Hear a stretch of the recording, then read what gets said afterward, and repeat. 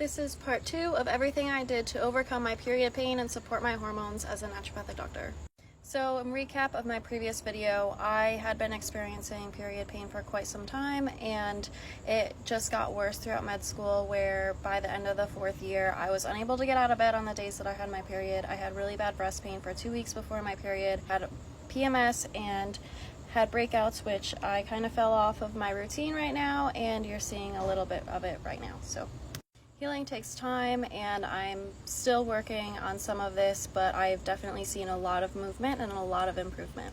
I wanted to share this with you because I understand the frustration as a patient when you're waiting for things to fall into place and to finally feel better. And this is everything that I did. Like I said in my last video, I really took a look at how I was eating and how I was supporting my blood sugar, and I made a lot of changes with that. So I made sure I ate breakfast, or make sure I eat breakfast every single day.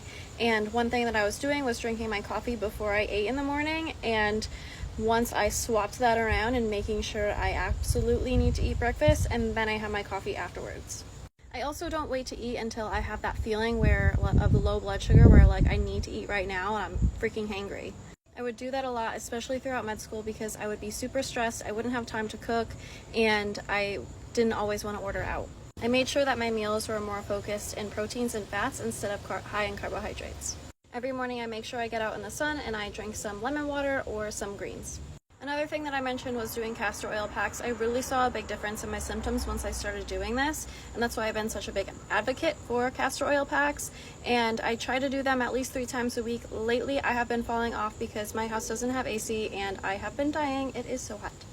So as you can see, I haven't been doing it, and now I'm breaking out a little bit more. Supplement wise, I try to do fish oils in the first half of my cycle, so during my menstrual and follicular phase, and then I alternate back to EPO, evening primrose rose oil, in my ovulatory and luteal phase. I also started just supplementing with Vitex, which is a herb that helps support and increase progesterone levels. My progesterone levels personally were very low, and so I started doing this supplement in the second half of my cycle, so during ovulatory and the luteal phase as well. Because I have really bad cramps, some studies have shown that supplementing magnesium throughout the month can be really helpful in that, and so every night before I go to bed I take a magnesium supplement.